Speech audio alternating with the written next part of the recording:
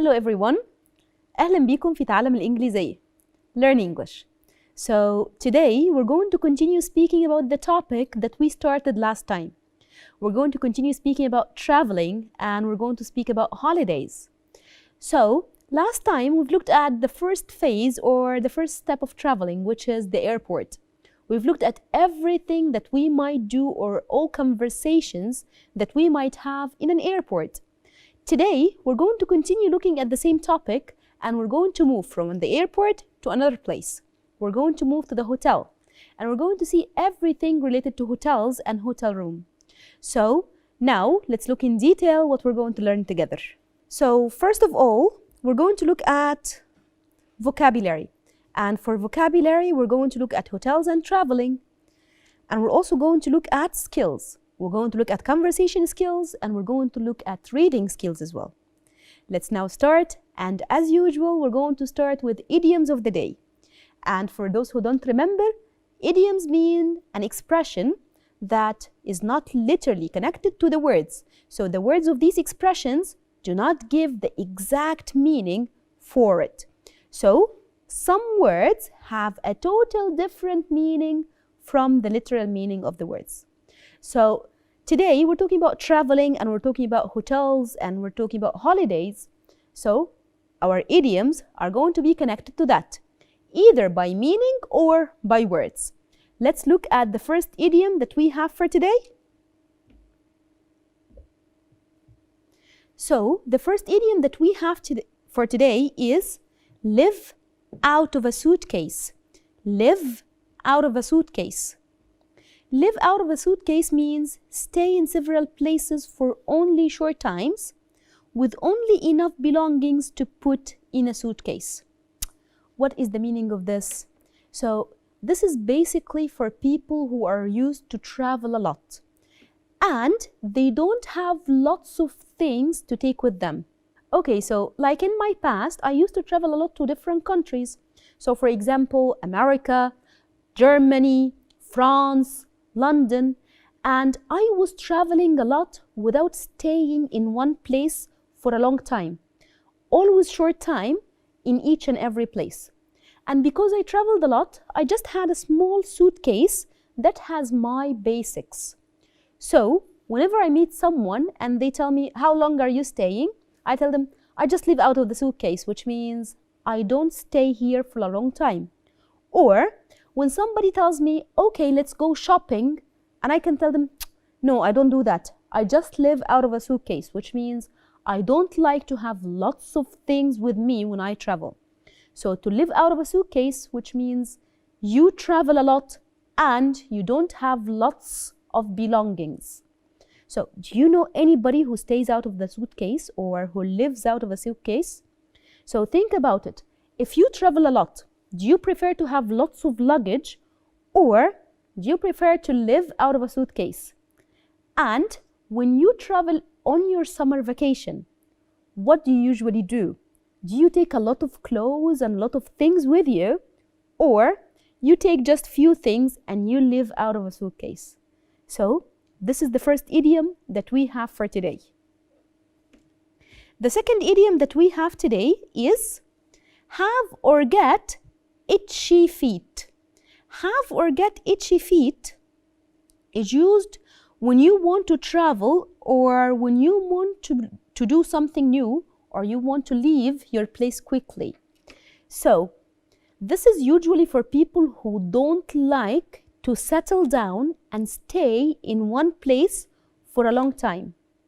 So as I told you, in my past, I used to travel a lot.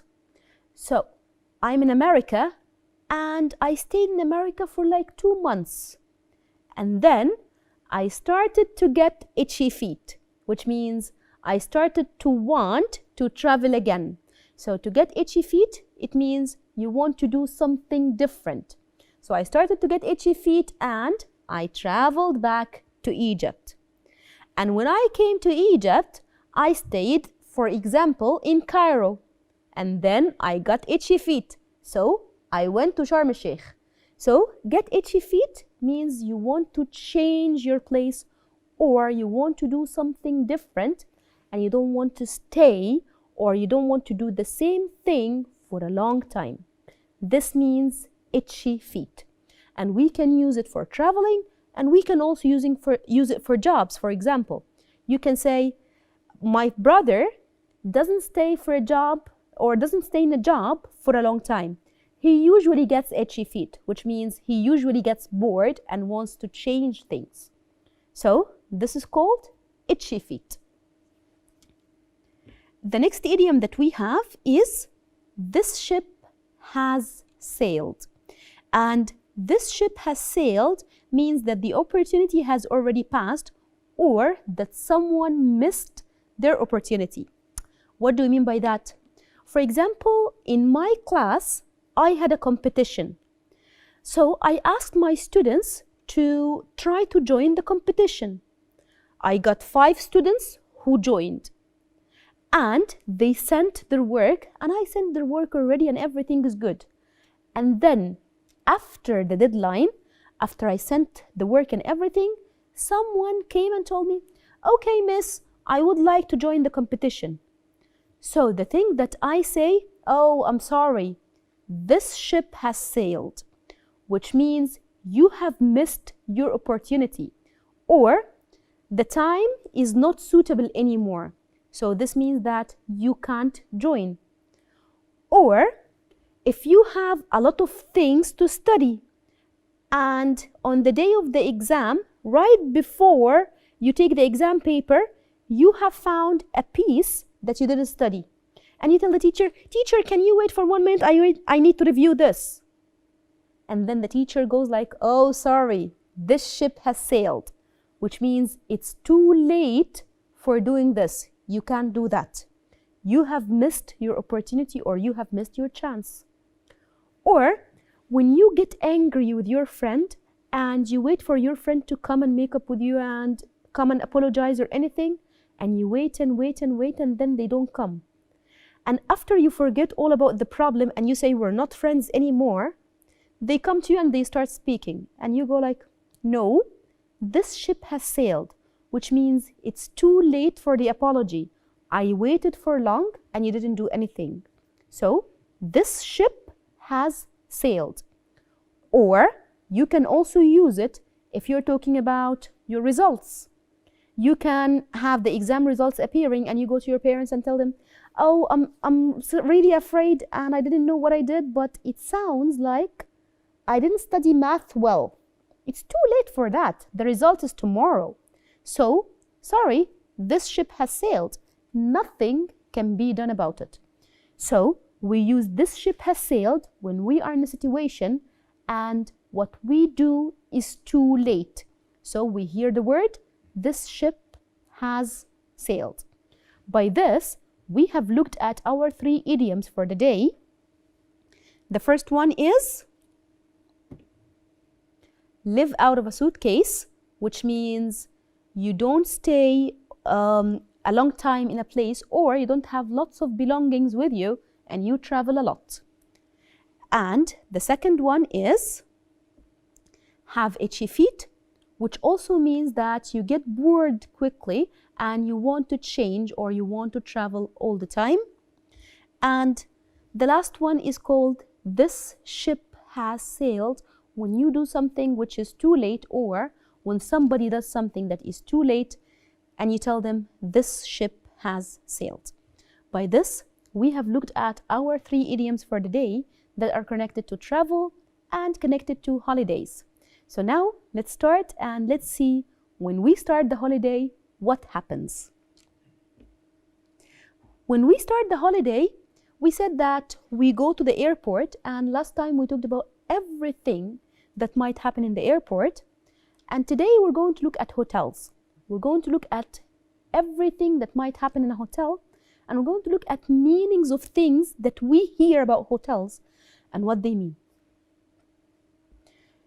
So, first of all, what a hotel is. The hotel is an establishment that provides paid lodging on short-term basis. So, it provides paid stay, paid accommodation for short time. So if we're talking about the history, or if we're talking about in the past, in the past, the basic accommodation in past time consisted of only a room with a bed. This is the very basic thing that you could find in a hotel in the past. A cupboard, a small table, and today it changed to rooms with modern facilities, including bathrooms and air conditioning or climate control. So, with time, additional things started to appear, additional features started to appear in the rooms. So, things like a telephone started to appear, alarm clocks, televisions, a safe where you can keep your stuff, mini bars, and snacks and food and drinks, other facilities for making your stay easier, like having tea and coffee.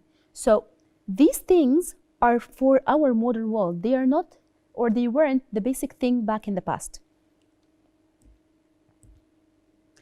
And here comes the first thing, hotel ratings. When we travel with our parents, or when we travel abroad, or when we stay in any hotel, we hear the word 5-star hotel, a 4-star hotel, a 3-star hotel. So what is the meaning of star? And what is the star rating? And how do I understand the difference between 4 and 5 star? And based on what are these stars given? So let's now look, let's read together what the star rating means, and let's understand more about hotels.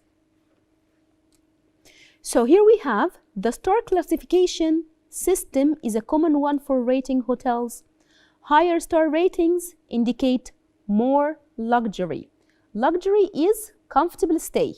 So when we have higher stars, the more stars we have, the more luxurious the stay would be. So we're starting with 1 star. So this is the tourist, the person who doesn't stay for a long time. So let's see what a 1-star hotel means. 100% of the rooms with shower or with bath, tub. Daily room cleaning, and 100% of the rooms with color TV together with remote control. And table, chair, soap and body wash, reception service, publicly available telephone. So if we're talking about a 1-star hotel, you don't have a telephone in your room. And extended breakfast, beverage offer in the hotel, and we have a deposit possibility. So if we're talking about a 1-star hotel, it just has the basics. The bed, television, bathroom, maybe shower, and you don't have telephone, and you have the reception service. This is for a 1-star hotel. So the next thing is the 2-star hotel. So the 2-star hotel is called the standard. So if it's called the standard, it just has the basics. So it has all the amenities and all the facilities that the 1-star hotel has, and it has some more things. So in addition to a single-star hotel, so in addition to what the single-star hotel provides, they provide breakfast buffet. So they have the option for a breakfast buffet. So you can choose if you would like to have breakfast in there. They have a breakfast buffet, which is not there for a 1-star hotel. And they have reading light next to the bed. This is another option that was not there. You just had the bed and the table. And they have bath essence or shower gel, which was not also there in the 1-star hotel. Bath towels, linen shelves, and they offer sanitary products like toothbrush, toothpaste, or maybe a shaving kit. And they accept credit cards. So let's now compare a 1-star hotel to a 2-star hotel. So for the 1-star hotel, it's just a soap bar in the bathroom, and that is it. While in a 2-star hotel, they offer you more. They offer sanitary products like toothbrush, toothpaste, and shower gel as well, which are things that you couldn't find in a 1-star hotel. And they also offer towels, which was not there in a 1-star hotel. So they offer you more things to make your stay easier. And they offer linen shelf. So these things weren't there. And the idea of breakfast buffet it wasn't there as well. And in a 1-star hotel, you have to pay in cash, while in a 2-star hotel, you can use your credit card. Okay, and then we can go to the next star rating. So the next star rating is the 3-star hotel. And the 3-star hotel is called the comfort, which means that starting from 3 stars hotel, your stay in the hotel is comfortable because they are offering you more services that can make your stay more enjoyable. So for the comfort, in addition to what we already had in the 1 and 2-star hotels, this is for sure there, they have more things. More things like what? So in addition to the standard star hotel, which is the 2-star hotel, reception opened 14 hours and accessible by phone 24 hours from inside and outside. So the reception service is there for 14 hours of the day, which wasn't an option when we were talking about 1 or 2-star hotels. And if you're talking about over the phone, like a call center or something, they have 24-hour service. You can call them anytime. So whatever problem you might have any time of the day, you will find reception available over the phone. And they have bilingual staff. Bilingual means 2 languages. The word bi, when we put it before any word, means 2. Like for example, if we're talking about bicycle, so it's bi, which means 2. So bilingual means 2 languages. So all the reception staff speak more than 1 language, which is a very good option or an addition, because if you're a tourist, you can find people who might speak your own language. And we have a telephone in your room. So we say that reception is accessible 24 hours. So you have a telephone in your room, which can enable you to communicate with reception or contact reception. And internet access. So this is another option that is there for a 3-star hotel. Internet access either in the room or in public area, depending on the hotel type. And they have heating facility in the room, hair dryer, and cleansing tissues. So all these options were not there if we're talking about 2-star hotel. You don't have a hair dryer where you can dry your hair, or they don't have heating facilities in the bathroom. And dressing mirror. So you have a very nice mirror, so this is another option. And place to put luggage or suitcases, like maybe a wardrobe or a place for luggage and suitcases. And you have laundry or ironing service. So if you would like to wash your clothes, or if you would like to iron your clothes, you have this service available in the hotel. And they have additional pillow and additional blankets on demand. So if the pillows in your room are not enough, you can call them and you can ask for more pillows. This is not an option in a 2-star hotel. If you have 1 pillow, that's it. And they have systematic complaint management system. So if you have a complaint, you can go and speak to somebody, and they have a system to handle your complaint. In a 2-star hotel, this is not there. If you have a complaint, you can try your luck. You can see whether somebody is there to help you or not. But if you're talking about a 3-star hotel, they have a system in which you go through if somebody or if something goes wrong, or if somebody faces something bad. And then we have the 4-star hotel, which is the first class. And starting from the 4-star hotels, we're talking about a nice stay. They have all the old options, and they have more. Like what? So the reception is now open for 18 hours and accessible by phone for 24 hours, which is same like 3-star hotels. And they have lobby with seats and beverage service. So they have an area where you can sit and have some drinks. They have breakfast buffet or breakfast menu card via your room service. So they have a menu that you can order in your room.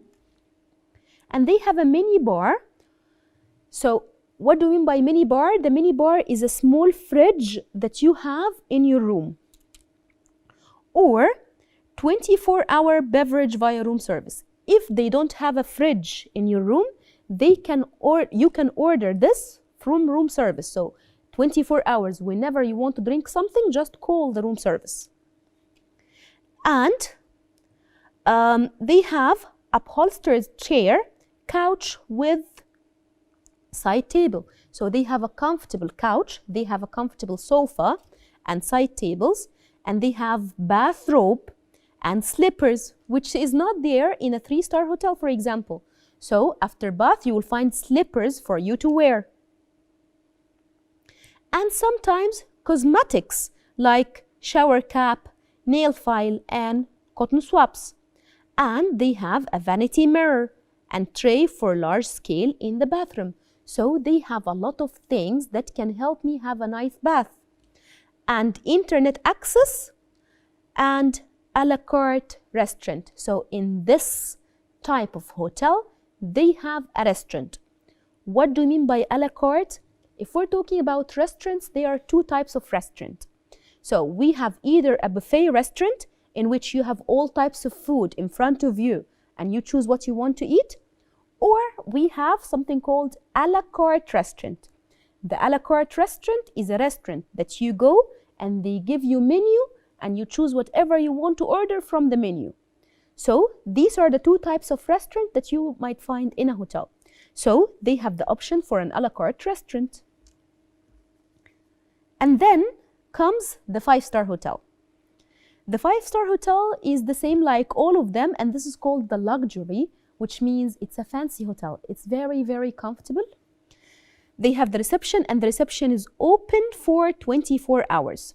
And people are not bilingual, they are multilingual, which means they speak more than 2 languages. Doorman service, valet parking. So the doorman is the person who carries your bags from the door inside the hotel. And the valet parking is the person that you give him the keys and he park for you. Concierge, page boy, and spacious reception hall with several seats. The concierge is the person who can help you with your booking for fun ideas. If you would like to go on a safari or if you would like to book a car, you can go to the concierge. And then they have personalized greeting for each customer with fresh flowers or present in the room. So you get in your room, you might find chocolate, you might find flowers in your room. And they have a mini bar and food and beverage offer via room service during 24 hours. So 24 hours, you can order anything for drinks or food inside your room. And personal care products and internet, PC maybe in the room if you requested that, safe in the room, earning services. So you can request all of these things in your room, and they have shoe polish service. Even if you would like to polish or clean your shoe, you will have an option like that in a 5-star hotel. So now you understand the difference between a 4-star, 3-star, 2-star. These are the basics. And they might have a lot of other things that can help you, like a pool. Maybe they have a playing area. These are other things that can make your stay more enjoyable. Okay, so if we're looking at the hotel itself, we have a structure for the hotel. We have different places and different things that we might find inside. So the first thing is the reception area, or the reception in general. So if we're talking about the reception is the area and staff and everybody who can welcome you. So let's read about reception. When guests arrive, front desk clerks check them in, inputting their names into the facilities registry, assigning them to a room. So the first thing that the person does, or the first part that the person goes in the hotel, is the reception. The reception's responsibility is to check in. So they check in. What do you mean by check in? Because checking in the hotel is different from checking in the airport. So in the hotel, checking in means they get your contact information, they get the money, the credit card and stuff, and they give you your room key, and they give you all the details for restaurants and places that you can enjoy in the hotel.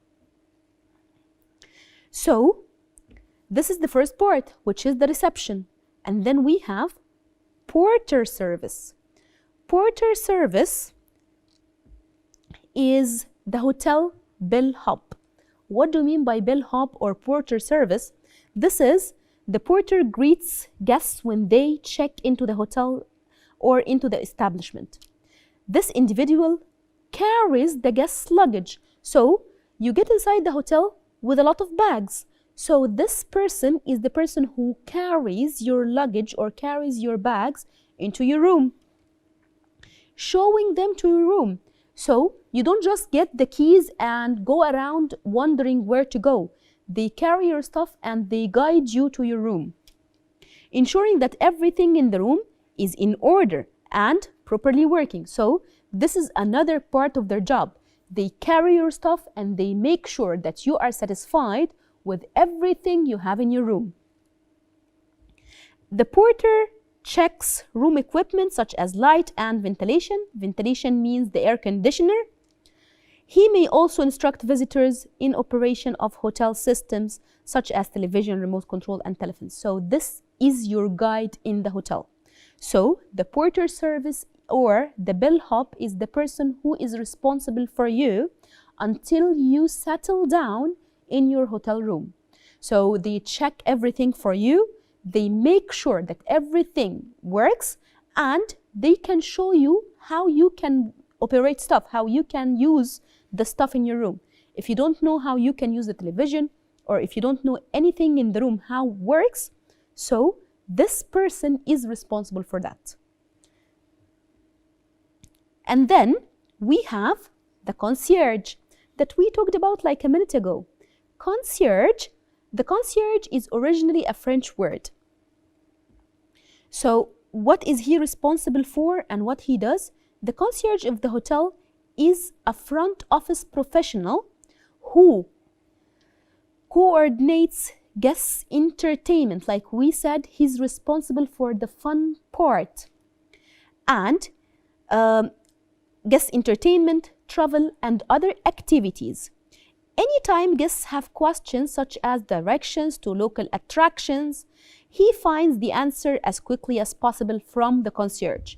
In addition, he makes restaurant reservations, orders car services, and may even arrange personal shopping for guests.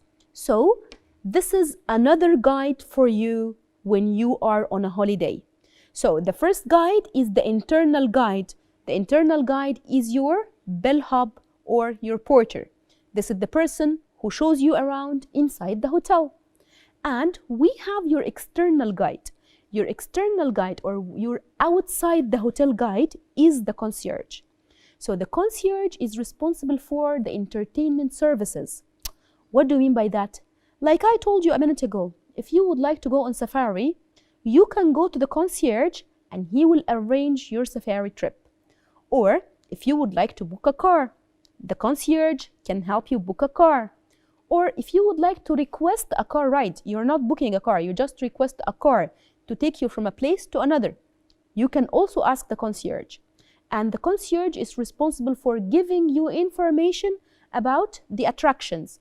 Let's say that we go to Hurghada, for example, or Sharm el-Sheikh, we can ask the concierge about what places can you visit in this area. And they will tell you about the important restaurant and the good places that you can enjoy your time in.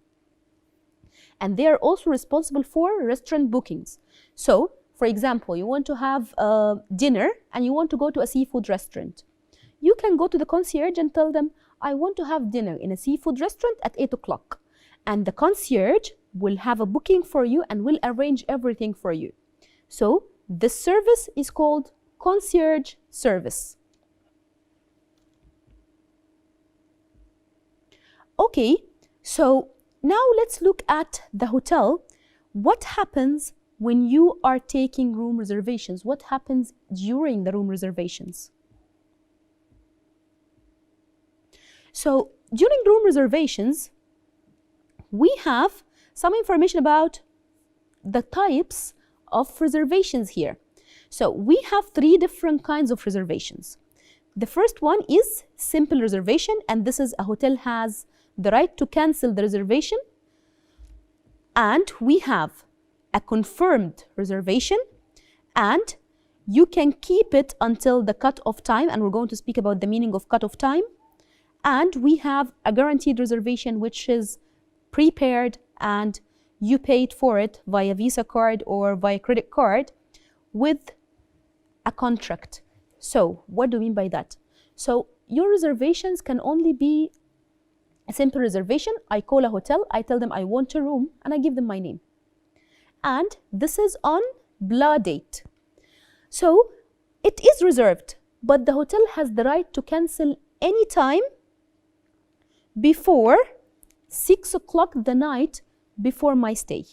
So this is called the simple reservation. So they have the right to cancel like 24 hours before I go. And we have the confirmed reservation. This is a reservation that will be there for me. I confirmed it, and it will be there for me until the check-in time. I didn't show at the check-in time, they will cancel my reservation or they will give my room to somebody. And then we'll have the guaranteed reservation. This is something paid. They already take the money. So if they have already taken the money, this means that they can't do anything. My room will be there. I didn't go on the first day, my room will wait for me. I might go on the second day. And then we have the procedure of room reservation. First of all, they get the guest's identity, and then they accept the reservation. If they accept it, they send you a confirmation and they send you notes for any necessary information. And then they start welcoming preparation. So these are the things that happen. So if we're talking about the guest information, what information are required when I go to the hotel? I have the guest name and the contact information like telephone number and company name and address. We have the room type. So when I give them my information, when I start reserving, I need to tell them about the room type and the number of rooms requested and how many people are going to stay. It's not a surprise for them. If you're going to have 2 people in the room, they have to be informed before. Nationalities, date and time of arrival. So if you're planning to arrive at 10 o'clock, tell them the time of arrival, and departure as well. When exactly you're going to leave and how long are you going to stay. And any discounts or payments you're going to make for now and the checkout time. So one of the important things that we're going to look at is the room type. This is something that I have to inform the hotel. I have to choose a room type. So let's together look at different room types and see what are the room types that hotels usually offer.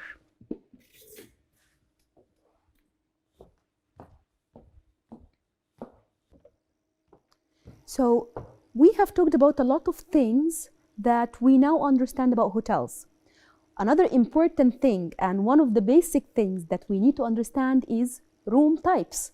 So if we're talking about hotels, room types are the first thing that would come to your mind when you choose a hotel or when you start reserving or booking a hotel room.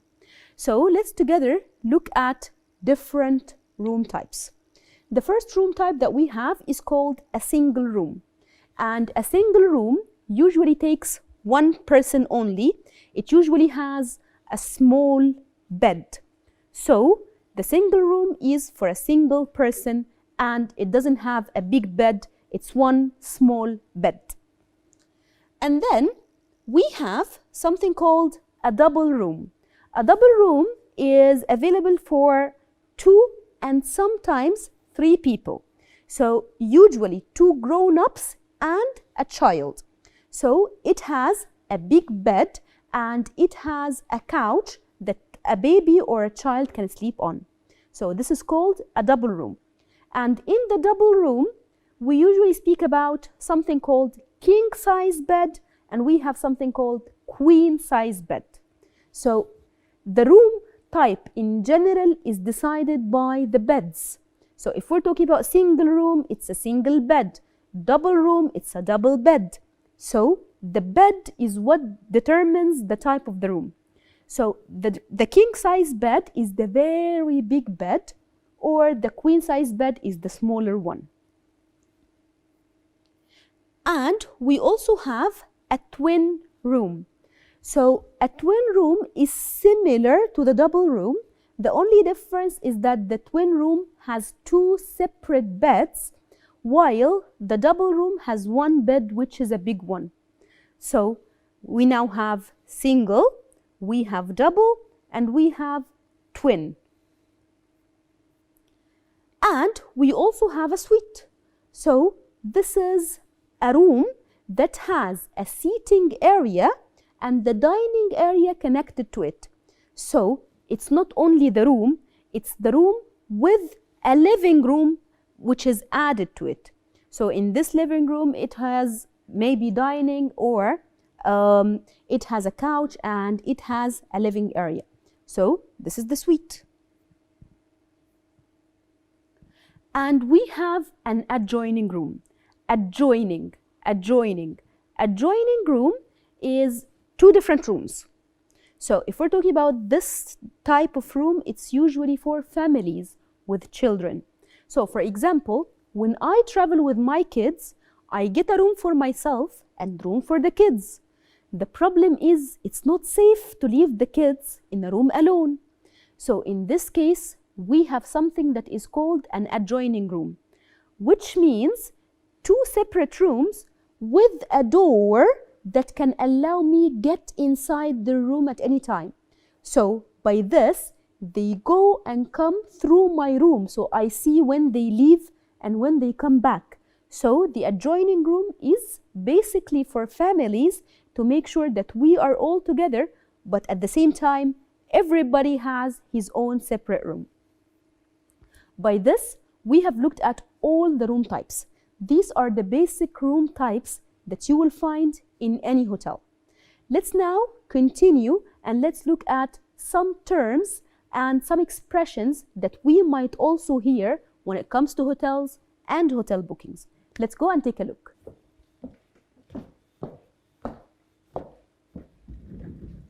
We have looked at the most important types of rooms. Now let's look at other important and useful terms that we most probably will hear when we go to a hotel. So let's look at the first one. The first thing that we might hear when we go to the hotel, or when you open any hotel booking website, you will find the hotel amenities. So what do you mean by amenities? It's local facilities such as restaurant, bank, things that you might need when you go to a hotel. So we are located, this is an example that we have, we are located downtown, so we are close to all the amenities. So close to all the amenities, which means services are close to us. Or we have lots of amenities in our hotel, which means inside the hotel, they have a restaurant, inside the hotel, they might have an ATM machine or a bank branch. And we also have attractions. Attractions are the important places that you might need to visit when you go to a country. What do we mean by that? If we're talking about Egypt, we have the pyramids. The pyramids is a type of attraction. The museums, these are attractions as well. And we have any place that tourists or visitors might be interested to go to, these are called attractions. So things for tourists to see and do. The example here, the zoo is our city's most popular attraction for kids. And we have baggage that we have talked about before, which means your bags and suitcases. So we can call it baggage, luggage, both are the same. If you need help with your baggage, we have a cart you can use. And we have bed and breakfast. Bed and breakfast. So this will take us to the types of reservations that you might have. So if we're talking about types of reservations, we're talking about just a room, and this is usually for a lower star hotel. And then we have bed and breakfast, we have half board and full board. These are all describing the stay and basically describing the food. So bed and breakfast, half board, full board, and all inclusive. Bed and breakfast is just breakfast is available in there. Half board, it's breakfast and another main meal. And we have full board, which means all meals are included. And for all of these types, we're not talking about drinks. If you would like to drink water, if you would like to drink a juice, you would pay for it. They just provide food. But if we're talking about all inclusive, so everything in your stay is included. So breakfast, lunch, drinks, snacks, everything is included with your stay. And then we have a bellboy, and the bellboy is a staff member who helps the guests with their luggage, which is similar to the bellhop we talked about before. And we have brochures. The brochures are booklets that provide information about the sites. So if you would like to know more about the Egyptian Museum, you will find a brochure that tells you what exactly to expect when you go there. And we also have complimentary breakfast. Complimentary in general means for free. So you can find lots of things that are complimentary, and when you are booking a hotel, you will find the word complimentary a lot, like complimentary breakfast, complimentary towels, complimentary sanitary items. So they all have the word complimentary, which means for free. And then we have a cot or a roll-away bed. So this is the bed that we can add inside the room. Like we said, the double room is for two and a kid. So this kid can stay in a cot if we're talking about a baby. So the baby bed is called the cot. Or a roll-away bed, this is a bed that can be spread and tied and removed. By this, we have looked at some very important terms that we can use or we can see when we book a hotel. Now it's time for our reading. Let's start the reading. Here we have 3 different hotels and we have 3 different pictures. Let's now read about the Amor Hotel, Neptune Hotel, and Pixel Hotel. So we will read and match each hotel to its picture. We have the Amor Hotel is on the left of the beach. All the rooms have their own bathroom, a toilet, a phone, a plasma TV, an enormous sofa, an armchair, and a balcony with a splendid view of the sea. There are 46 meters, 3 floors with 3 lifts. The hotel has 2 fabulous restaurants, and if you like swimming, it is perfect because there are 4 swimming pools. So the Amor Hotel, it has 4 swimming pools. So which one do you think it is? So this one here in the middle is the Amor Hotel. Okay, let's now look at the Neptune Hotel.